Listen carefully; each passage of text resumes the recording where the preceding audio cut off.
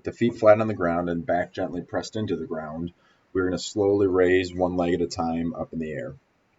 Make sure to focus on good breathing mechanics and 360 degrees expansion into the abdomen.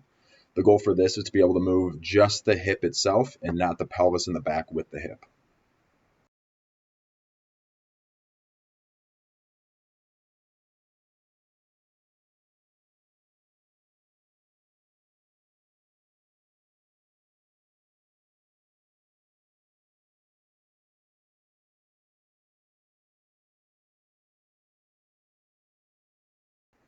As we raise our legs up, maintaining that 360 degrees of expansion, we're going to slowly let our leg fall out to the side. You might feel a little bit of a stretch on the inside of the thigh. The goal for this is to maintain a good pelvis position, not letting it move too much, and only moving through the hips again.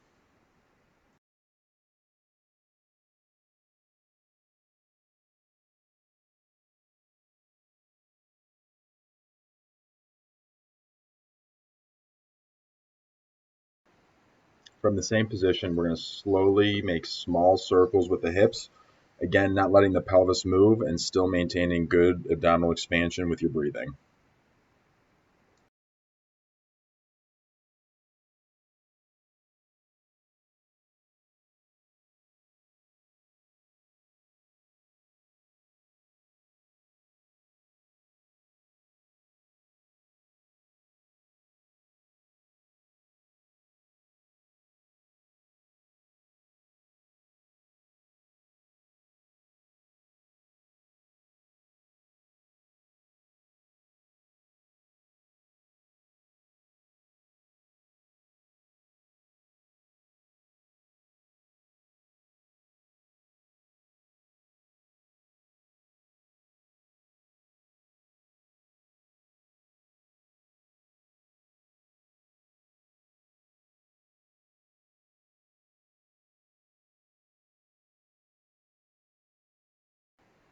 Once you've rolled to the side, your hip and shoulder should be in a straight line. We're going to take our top leg through as big of a circle as possible while maintaining control of the pelvis and the abdominal wall. We want as little compensation as possible as you take your hip through this motion.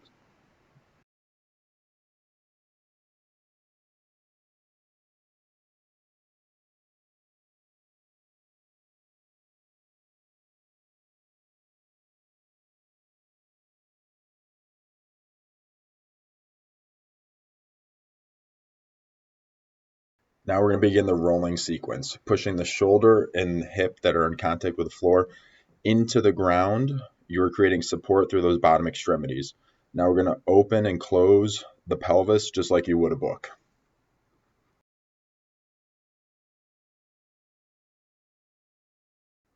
You should feel the activation on the backside of the hip and the glutes. And when you come forward, you might feel a little bit of the inside of the thigh working.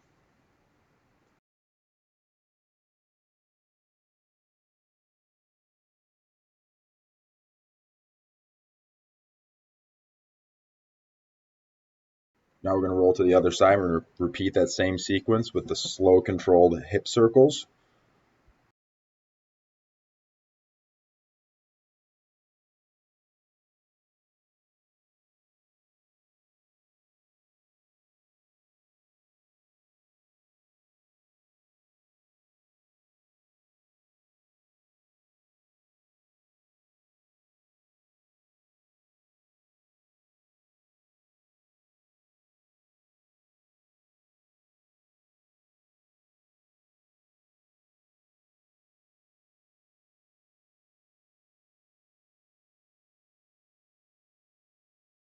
And then repeat the opening and closing just like we did on the other side.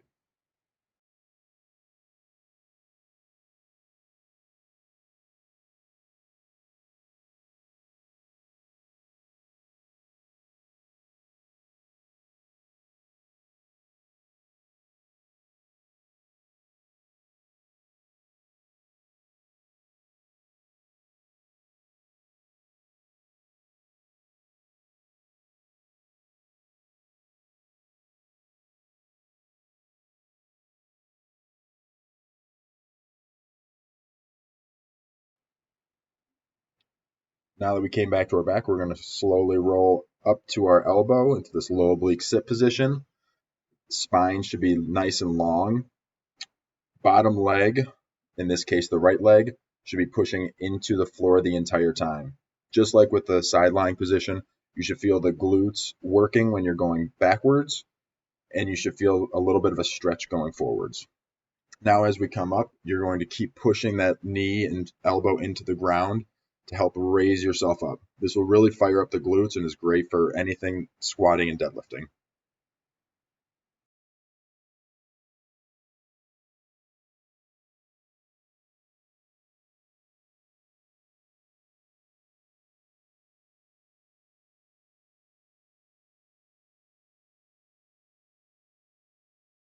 Now we come up to the elbow and the knee, and we're doing the same thing that we were doing the side lying. Opening and closing like a book, keeping that spine as long as possible, making sure everything is connected from the shoulder to the hips. We're then going to repeat that same sequence on the other side. Opening and closing like a book with the hip and knee pushing into the ground.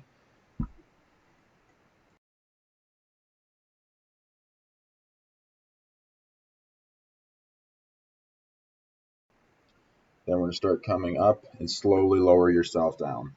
If you need to use the back leg, or the top leg in this case, as extra support, go ahead. This is a challenging position.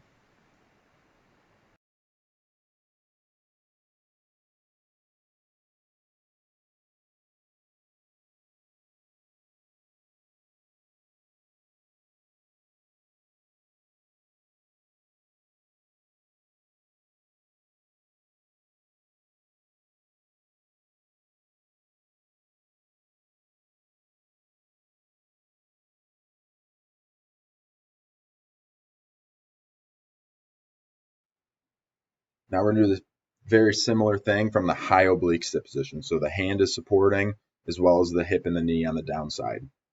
We're going to open and close, trying to move the pelvis as much as possible. When you come forward, you're probably going to feel a good stretch into that glute region. Now we're going to move into a crawling transition from this high oblique sit to a crawling pattern.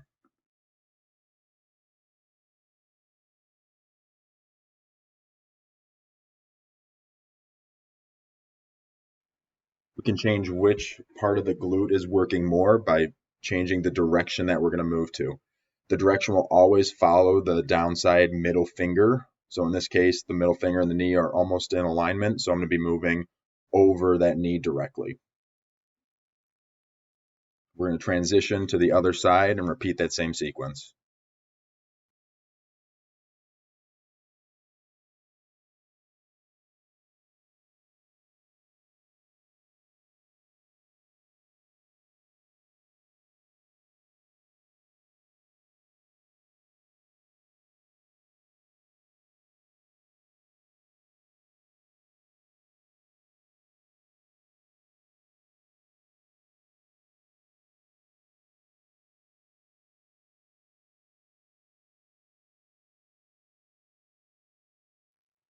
Moving from high oblique sit, we're going to move to tripod.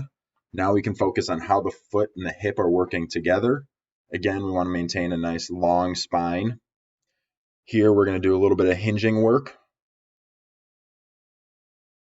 This hinging pattern, you should feel a stretch in the hamstrings and adductors or the inner thigh. And we're focusing on maintaining just hip movement. From here, we're going to transition to a sit back. Again, lengthening the glutes on that right side leg here. There should be a little bit of rotation when you start the movement, and then sit back as far as you can.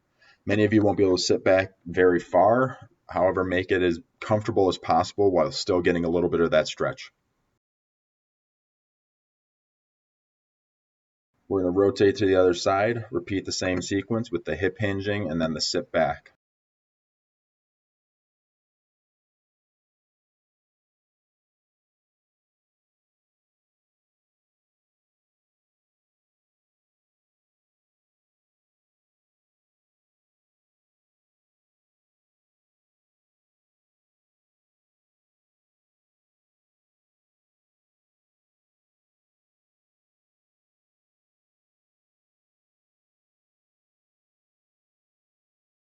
Now we're going to transition to a free sit position.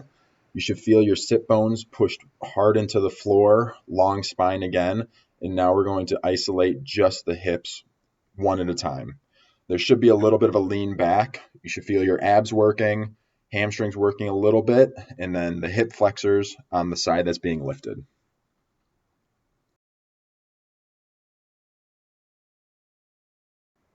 We're going to transition to tripod again, into bear. And from here, we're going to sit into a squat, back up to bear. This should be a really good hamstring stretch for you.